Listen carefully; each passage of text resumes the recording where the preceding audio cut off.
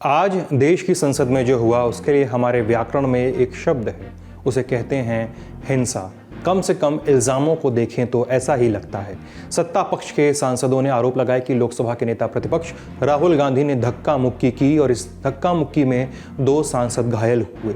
हालत ऐसी कि उन्हें अस्पताल में भर्ती कराना पड़ा। वहीं विपक्ष के सांसदों ने आरोप लगाया कि भाजपा सांसदों ने उन्हें धक्का दिया, संसद में घुसने नहीं दिया। लोकसभा स्पीकर को चिट्ठी भी लिखी गई। आरोप ये भी कि महिला सांसदों के साथ बदतमीजी हुई। तो असल में क्या हुआ था, क्या था घटनाक्रम, कौन किसके खिलाफ प्रदर्शन कर रहा था और जो घायल हुए वो कैसे घायल हुए, इन सारे सवालों के जवाब ढूंढेंगे आज के लल्लन टॉप शो में। ये सवाल इसलिए ज़रूरी है कि ये सब डॉक्टर भीमराव अंबेडकर के नाम पर हो रहा है। संसद का स्थगन भी डॉक्टर अंबेडकर के नाम पर और हिंसा की ये तमाम इल्ज़ाम भी डॉक्टर अंबेडकर के नाम पर। इस खबर पर विस्तृत चर्चा के बाद चलेंगे मुंबई, जहां एक दर्दनाक हादसे में 13 लोगों की जान चली गई। क्या हुआ कि नेवी की एक स्पीड बोट टकरा गई एक फेरी नाव से, क्या था घटनाक्रम, इसे समझेंगे और जानेंगे कि सपा सांसद जियाउर रहमान बर्क पर लगाए इल्ज़ाम क्या हैं और साथ होंगी दिन की अन्य ज़रूरी सुर्खियां। नमस्ते, हम हैं सिद्धांत और आप देखना शुरू कर चुके हैं लल्लन टॉप शो और बात शुरू करते हैं संसद से।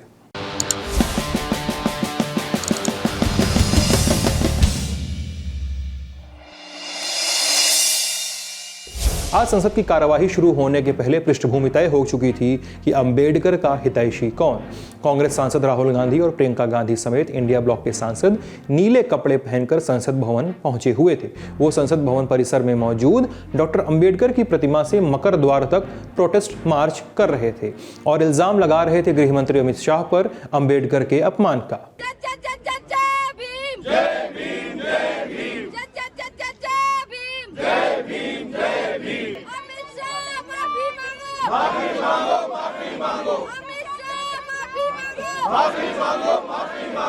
बाबा साहब का अपमान नहीं सहेगा हिंदुस्तान, नहीं सहेगा हिंदुस्तान। मकर द्वार पर सांसदों का प्रोटेस्ट बड़ा हुआ। कुछ संसद की दीवार पर भी चढ़ गए, हाथों में तख्तियां लिए नारेबाजी करने लगे। प्रदर्शन में भाजपा और एनडीए के सांसद आए, उन्होंने भी हाथों में तख्तियां ली हुई थी और वो भी नारे लगा रहे थे। इल्जाम वही कि कांग्रेस के सांसदों ने डॉक्टर अंबेडकर का अपमान किया है। कुछ ही देर में पक्ष और विपक्ष सामने हुए और फिर जो हुआ वो कुछ यूं था।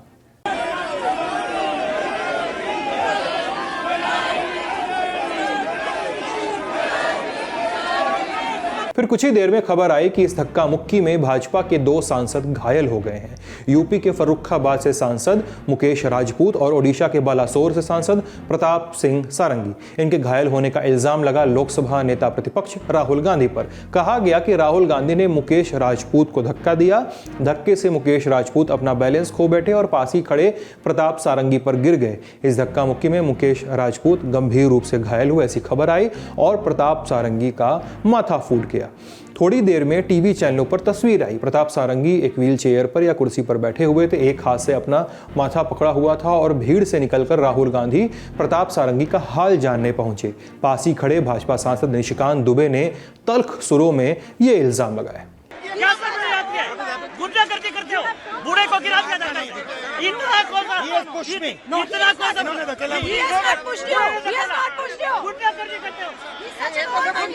इस वीडियो को निशिकांत दुबे ने अपने एक्स खाते पर भी शेयर किया। कैप्शन लिखा, बुजुर्ग सांसद को धक्का मारकर दोबारा राहुल गांधी लड़ाई करने आए।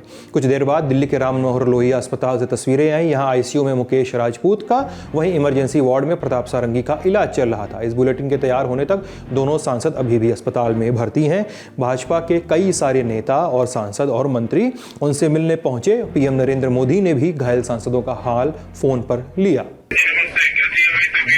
सर ठीक है, अभी चक्कर सा आ रहा है, घबराहट सी हो रही है। पूरी केयर करना, जल्दी मत करना और सारे ट्रीटमेंट देना। राहुल गांधी एक एमपी को धक्का लगा, मेरे ऊपर गिर पड़ा और मैं नीचे गिर गया। लेकिन आरोप प्रत्यारोप यहीं खत्म नहीं हुए थे, अन्य आरोपों पर आए। उसके पहले संक्षेप में इन 2 सांसदों को जान लेते हैं।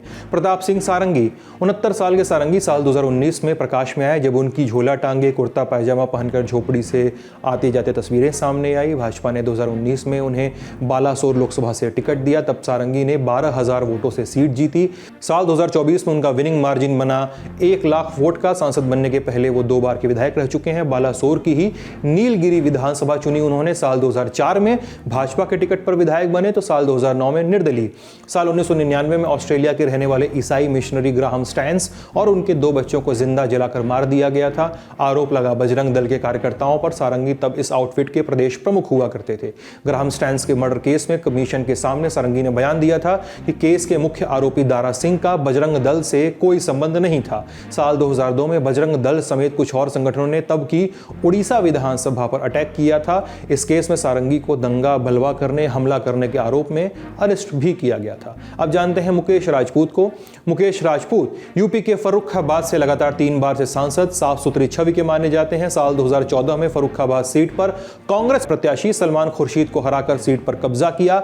जीत का क्रम साल 2019 और 2024 में भी जारी रहा। सूबे के पूर्व मुख्यमंत्री कल्याण सिंह के करीबी माने जाते हैं। इंडियन एक्सप्रेस की खबर के मुताबिक साल 2019 में जब कल्याण सिंह ने भाजपा का साथ छोड़ दिया और जन क्रांति पार्टी बनाई, तब मुकेश इस पार्टी के राज्य उपाध्यक्ष बनाए गए थे। साल 2000 और 2012 में जिला पंचायत अध्यक्ष भी रहे। सांसदों के परिचय के बाद वापस आते हैं आज हुए हंगामे पर। सांसदों के घायल होने के कुछ देर बाद कांग्रेस अध्यक्ष, राज्यसभा नेता प्रतिपक्ष मल्लिकार्जुन खड़गे की चिट्ठी सामने आई। लोकसभा स्पीकर ओम बिरला को लिखी गई इस चिट्ठी में कहा गया कि हम शांतिपूर्ण मार्च निकाल रहे थे। जैसे ही हम संसद के मकर द्वार पर पहुंचे, भाजपा के सांसदों ने मुझे धक्का दिया। इस धक्के की वजह से मैं जमीन पर झटके से बैठ गया। इसकी वजह से मेरे घुटनों में चोट आई है। कुछ दिनों पहले इसी घुटने की सर्जरी हुई थी। कांग्रेस सांसदों ने मुझे कुर्सी पर बिठाया और 11 बजे मैं लंगड़ाते हुए लिम्प का इस्तेमाल किया गया है चिट्ठी में, लंगड़ाते हुए संसद में घुस सका। मेरी आपसे दरखास्त है कि आप इस घटना की जांच का आदेश दें। इसके अलावा कुछ और कांग्रेस सांसदों ने लोकसभा स्पीकर को एक अन्य चिट्ठी लिखी। इसमें लिखा गया कि भाजपा के सांसदों ने इंडिया ब्लॉक के सांसदों को भीतर नहीं घुसने दिया। साथ ही सत्ता पक्ष के 3 सांसदों ने मिलकर राहुल गांधी के साथ धक्का मुक्की की। वहीं जब राहुल गांधी से इन इल्जामों के बाबत सवाल पूछे गए तो सुनिए उन्होंने क्या कहा। आपके कैमरा में होगा ये पार्लियामेंट की एंट्रेंस है। इसमें मैं अंदर जाने की कोशिश कर रहा था तो बीजेपी के एमपी जो थे वो मुझे ऐसे रोकने की कोशिश कर रहे थे, धकेल रहे थे और मुझे धमका रहे थे, तो वो हुआ है। इधर हंगामा बड़ा था, लिहाजा दोनों सदनों की कार्यवाही दोपहर 2 बजे तक के लिए स्थगित कर दी गई थी। कार्यवाही शुरू हुई, लोकसभा में जमकर हंगामा हुआ। कार्यवाही अगले दिन तक के लिए स्थगित हो गई, लेकिन राज्यसभा में कार्यवाही थोड़ी चली। नेता सदन जगत प्रकाश नड्डा और संसदीय कार्य मंत्री किरेन रिजिजू ने फिर से कांग्रेस सांसदों पर हिंसा के इल्जाम लगाए और ये कहा, जो आज करना मत किया, हमारा लेडी सांसद को धकेल करके फिजिकली जो चार्ज किया और लोकसभा के 2 और सांसदों को श्री राहुल गांधी ने इतना जोर से धक्का मारा, खून निकला, हॉस्पिटलाइज हो गया। ये जो कांग्रेस पार्टी का बिहेवियर है ये इतना शर्मनाक है, हम विश्वास भी नहीं कर सकते हैं। बहन कौनियक जो महिला सदस्य इस हाउस की है, उसको जिस तरीके से लीडर ऑफ ऑपोजिशन ने धक्का दिया वो शारीरिक और मानसिक प्रताड़ना के बराबर है। वहीं सभापति जगदीप धनखड़ ने कहा कि एक महिला भाजपा सांसद मेरे पास रोते हुए आई थीं और हिंसा के इल्जाम लगाए थे। She has met me in my chamber also. I am looking into it. She was literally in tears. According to her, she could never believe that as a lady member, she would have to suffer so much at the hands of another member parliament. कुछ ही देर बाद TV चैनलों पर नागालैंड से भाजपा सांसद फांगनोन कोन्याक नमूदार हुई। कहा कि वो राहुल गांधी की वजह से असहज हो गई थी। Leader of opposition Shri Rahul Gandhi ji बहुत क्लोज प्रॉक्सिमिटी में आके I also did not feel comfortable, अच्छा नहीं लगा। फिर वो ही स्टार्टेड शाउटिंग। चूंकि दोनों ही पक्ष एक दूसरे पर हिंसा के इल्जाम लगा रहे थे, लिहाजा पुलिस एक्शन की अपेक्षा भी की जा रही थी। देर दोपहर खबर आई कि दिल्ली के संसद मार्ग थाने से यहां पर एक अलग किस्म का फेस ऑफ चल रहा है। एक तरफ था कांग्रेस का महिला सांसदों का प्रतिनिधिमंडल जिसमें कुछ पुरुष सांसद भी थे और दूसरी ओर था एनडीए के सांसदों का एक जत्था। दोनों अपनी अपनी एप्लीकेशन यानी तहरीरें लेकर पहुंचे थे आरोप सामने वाली पार्टी पर कि उन्होंने हिंसा की और गुहार ये कि पुलिस मुकदमा लिखकर कार्यवाही करे। सिक्योरिटी फोर्सेस ने बार बार आग्रह करा श्री राहुल गांधी जी से कि एक अल्टरनेटिव पाथ आपके लिए बनाया गया है जिससे आप बहुत शांतिपूर्वक तरीके से आप अंदर जा सकते हैं पार्लियामेंट में। लेकिन वहां पर भी राहुल जी ने कहा कि नहीं, मैं एनडीए के जो मेंबर्स हैं जो प्रोटेस्ट कर रहे हैं उनके बीच में से जाऊंगा। वो जानते थे कि एनडीए के पीसफुल प्रोटेस्टर्स सीढ़ियों पे खड़े थे, धक्का मुक्की में सकती थी। आज संसद भवन को कलंकित किया है, लोकतंत्र की हत्या की है भारतीय जनता पार्टी ने। पहली बार ऐसा हुआ है कि सत्ता पक्ष प्रदर्शन कर रही है मकर द्वार के सामने, पहली बार। और प्रदर्शन जब किसी विरोधी दल के लोग करते हैं तो एक तरफ रास्ता दे देते हैं कि जो संसद भवन जाना चाहे वो उधर से निकलकर जा सकता है। संसद भवन में इसे तक दिखाना रोका जाता है, पर आज डंडों में लगाकर, सारे अपनी बाइट्स देख लीजिए, डंडों में लगाकर इसको सत्ता पक्ष के लोग सुनियोजित साजिश के तरह आए। फिर देर शाम उन धाराओं का भी जिक्र आया जिसके तहत ये तहरीरें गई थीं। भाजपा ने बीएनएस की इन धाराओं में राहुल गांधी के खिलाफ तहरीर दी। धारा 109 हत्या का प्रयास, धारा 115 स्वेच्छा से चोट पहुंचाना, धारा 117 स्वेच्छा से गंभीर चोट पहुंचाना, धारा 121 सरकारी कर्मचारी को उसके कर्तव्य से विचलित करने के लिए चोट पहुंचाना और धारा 351 आपराधिक धमकी, धारा 125 दूसरों की सुरक्षा को खतरे में डालना। फिर कांग्रेस की ओर से जो तहरीर दी गई थी उसके भी ब्यौरे सामने आए। इसमें कौन कौन सी धारा लगाई गई थी? बीएनएस की धारा 114 चोट पहुंचाना, 115 जानबूझकर चोट पहुंचाना, 116 गंभीर चोट पहुंचाना, 117 जानबूझकर गंभीर चोट पहुंचाना, 129 क्रिमिनल फोर्स का इस्तेमाल करना, 130 हमला करना और 133 सम्मान को चोट पहुंचाने की नीयत से हमला करना। थाने पुलिस से उतर मीटिंग्स भी होती रही। राहुल गांधी ने कांग्रेस सांसदों के साथ मीटिंग की, वहीं गृह मंत्री अमित शाह ने जेपी नड्डा के साथ एक मीटिंग की। शाम को पार्टियों ने पत्रकार वार्ताएं की, नए सिरे से अपने पक्ष रखे और नए सिरे से इल्जाम भी लगाए। हम अंबेडकर जी के स्टैचू से सारे एमपी शांति से पार्लियामेंट हाउस जा रहे थे। पार्लियामेंट हाउस के सीढ़ियों पे बीजेपी के एमपी लकड़ियां लिए हमारे सामने खड़े होते हैं, हमें अंदर नहीं जाने देते हैं और उसके बाद अब ये थोड़ा सा अपना फिर से डिस्ट्रैक्शन करने की कोशिश कर रहे हैं। मकर द्वार पर उनके सांसद इकट्ठा होते थे, तब हम लोगों को भी जाना होता था तो हम तो या तो द्वार ही बदल लेते थे कि शार्दुल गेट से चले जाओ। उन्होंने ऐसा व्यवहार किया, कोई कल्पना कर सकता है? धक्का मुक्की, गुंडागर्दी। हमने पत्रकारों से बात की, जाने इस मामले के ताजा अपडेट सुने उन्होंने क्या बताया। कि मुझे लगता है कि पूरे मामले को लेकर दिल्ली पुलिस में जो शिकायत हुई है, राज्यसभा चेयरमैन को जो शिकायत हुई है और लोकसभा के स्पीकर के पास जो शिकायत गई है, उसके बाद ये साफ हो जाता है कि कहीं ना कहीं जो मामला है वो बहुत बढ़ गया है और मामले की लीगल जो इन्वेस्टिगेशन है वो अब होगी। दिल्ली पुलिस स्पीकर से परमिशन लेगी इस पूरे मामले की जांच करने के लिए और उसके बाद जो भी एविडेंसेस चाहिए दिल्ली पुलिस को उनकी जांच की जाएगी। यानी कि जो सीसीटीवी फुटेज है, जो उस टाइम के आई विटनेस हैं, उनके साथ बातचीत की जाएगी। राहुल गांधी को बुलाया जाएगा, जिन हेमांग जोशी की तरफ से एफआईआर दर्ज की गई है उनको बुलाया जाएगा, प्रताप सारंगी, मुकेश राजपूत, इनसे बात की जाएगी। नागालैंड की जो सांसद है भारतीय जनता पार्टी की राज्यसभा की, उनसे बातचीत की जाएगी। तो तमाम आई विटनेस, सीसीटीवी की फुटेज और इस पर जांच करने के बाद जो है ये तय किया जाएगा कि मामला कैसा है। इस खबर में फिलहाल इतना ही। अब सुर्खियों का रुख करते हैं। पहली सुर्खी में बात मुंबई बोट हादसे की। 18 दिसंबर को गेटवे ऑफ इंडिया से एलिफेंटा जा रही नाव के डूबने से 13 लोगों की मौत हुई। रेस्क्यू टीम ने 2 घायलों समेत 98 लोगों को बचाया है। 2 लोग अब भी लापता हैं। इस घटना का एक वीडियो सोशल मीडिया पर वायरल भी है, जहां साफ दिखाई दे रहा है कि नेवी की एक स्पीड बोट तेजी से आकर आम लोगों के इस्तेमाल वाली फेरी से टकरा गई है।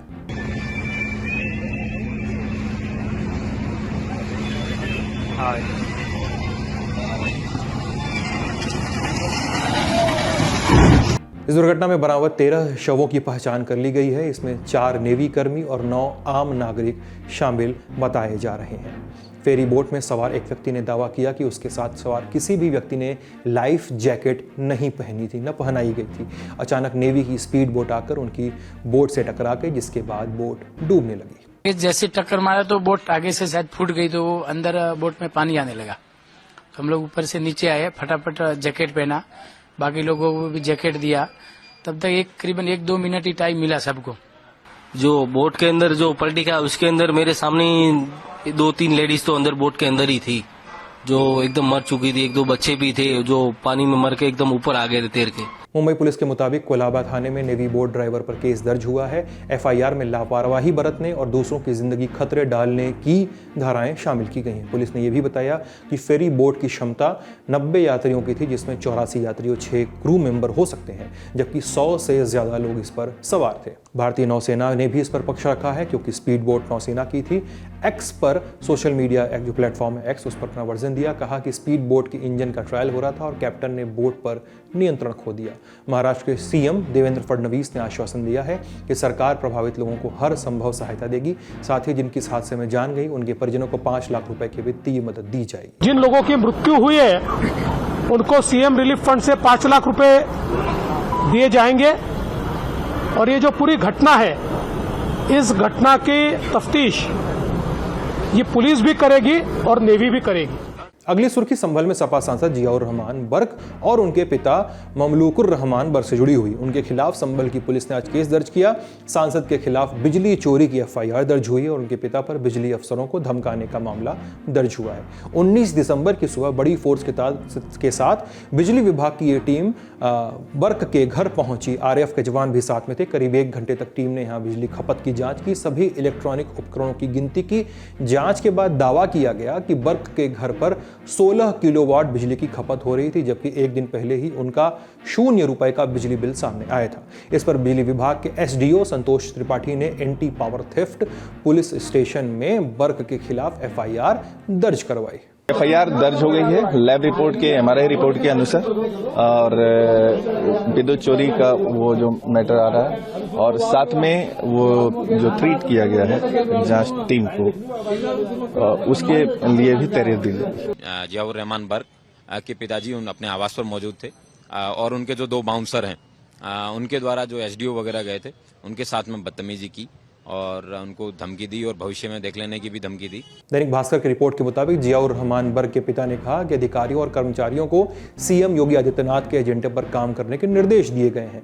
वहीं कुछ और खबरों में दावा किया गया कि उन्होंने ऐसा कहा है कि चूंकि उनके घर पे सारी खपत सोलर पैनल के जरिए हो रही थी, इसलिए ये इल्जाम बेबुनियाद है। मामले पर सपा प्रमुख अखिलेश यादव ने क्या कहा है वो भी सुन लेते हैं। मैं तो कहूंगा कि भारतीय जनता पार्टी और खासकर मुख्यमंत्री जी अपने भारतीय जनता पार्टी के लोगों की भी जांच करें, वो भी बड़े पैमाने पर बेईमानी कर रहे हैं। अगली सुर्खी जम्मू कश्मीर के कुलगाम जिले से। यहाँ के कदेर इलाके में सेना और पुलिस ने ज्वाइंट ऑपरेशन में 5 आतंकियों को ढेर कर दिया। 19 दिसंबर की सुबह सेना और पुलिस को आतंकियों के छिपे होने की जानकारी मिली। ज्वाइंट सर्च ऑपरेशन चला। तलाशी के वक्त आतंकियों ने गोलीबारी शुरू कर दी। सेना ने भी जवाबी कार्रवाई की। मुठभेड़ में 2 जवान भी घायल हो गए। मुठभेड़ पर दक्षिण कश्मीर के डीआईजी जावेद अहमद मटूर ने क्या बताया, सुनते हैं। ये एनकाउंटर जो है ये काडर कुलगाम का गांव है। यहाँ पे कल शाम से जो है वो एनकाउंटर जो है वो चल रहा है और इस एनकाउंटर में अभी तक जो है वो 5 जो है वो टेररिस्ट जो है वो मारे गए हैं। ऑपरेशन अभी जारी है, सर्च ऑपरेशन अभी चल रहा है। बाकी डिटेल जो है जब ऑपरेशन कंक्लूड होगा हम आपको बाकी जानकारी दे देंगे। अगली सुर्खी परीक्षाओं से जुड़ी हुई है। संभव है कि साल 2025 से नीट, सीयूईटी और यूजीसी नेट की परीक्षाएं आम चुनावों की तरह, लोकसभा चुनाव की तरह कराई जाएं, जिसमें एक बॉडी होगी, नेशनल टेस्टिंग एजेंसी यानी एनटीए। वो केंद्रीय चुनाव आयोग की तरह परीक्षाओं की अधिसूचना जारी करेगी और जैसे जिलों के डीएम और तमाम पीठासीन अधिकारी मिलकर चुनाव करवाते हैं, वैसे ही एनटीए के नोडल अफसर मिलकर परीक्षा आयोजित कराएंगे।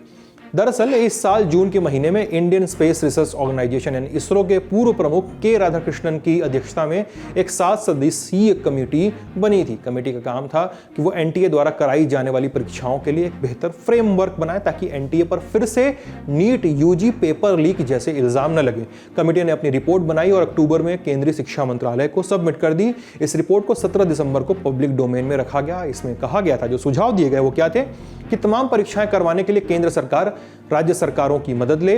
परीक्षा की डेट के पहले तमाम केंद्रों को जिला प्रशासन और पुलिस की मौजूदगी में सील कर दिया जाए। परीक्षा के दिन जिला प्रशासन के सामने ही केंद्रों की सील खोली जाए। एनटीए राज्य और जिला स्तर की कमेटी बनाए जिससे परीक्षाओं का मैनेजमेंट सुगमता से हो सके। राज्य स्तर की कमेटी परीक्षा की स्ट्रेटजी बनाएगी। इसमें पुलिस, खुफिया विभाग और एनटीए अफसरों की टीम होगी और जिला स्तर की कमेटी का काम केंद्रों को सिक्योर करना, क्वेश्चन पेपर ट्रांसपोर्ट करना और सुरक्षा सुनिश्चित करना होगा। डिजी यात्रा की तर्ज पर डिजी एग्जाम का सिस्टम लाया जाए, जिससे सिर्फ रजिस्टर्ड अभ्यर्थियों की एंट्री हो सके और सभी परीक्षा केंद्रों पर एनटीए के पीठासीन अधिकारी नियुक्त किए जाएं, जो उस केंद्र पर परीक्षा संबंधी सारी गतिविधियों के लिए जिम्मेदार होगा। आज का ललन टॉप शो यहीं तक। अपना ख्याल रखिएगा, स्वस्थ रहिएगा, मस्त रहिएगा, देखते रहिए ललन टॉप। बहुत बहुत शुक्रिया। Good night.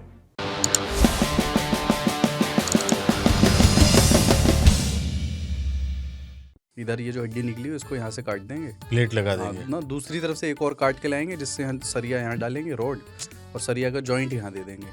मैं डॉक्टर साहब इतना कर रहे हो, सरिया और ये डाल रहे हो, तो थोड़ा लेंटर डाल के शटर भी दे दो, दुकान ही खुलवा दो उसकी। ठो से मिट्ठू ये ले, आटा पेल दे उसको। मैं मिट्ठू ये भी ले लो। मिट्ठू खा रहा है, मिट्ठू क्या पता, पेट इतना बड़ा, चरेटा इतना बड़ा, तोता मर गया। परंपराएं, प्रतिष्ठाएं और अनुशासन इस देश का फाउंडेशन है।